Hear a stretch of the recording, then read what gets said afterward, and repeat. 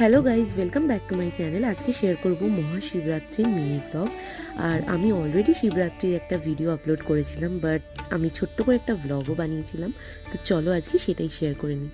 তো পুরো দিন উপোস থাকার পর সন্ধেবেলা শিব ঠাকুরের মাথায় জল ঢেলেছিলাম, আর যা যা রিচুয়ালস আমরা মানি তো সেগুলোই পালন করেছিলাম। আর এটা ছিল প্রথম প্রহর, এক্স্যাক্ট টাইম মনে নেই, বাট 5:30টার পর থেকে স্টার্ট হয়েছিল।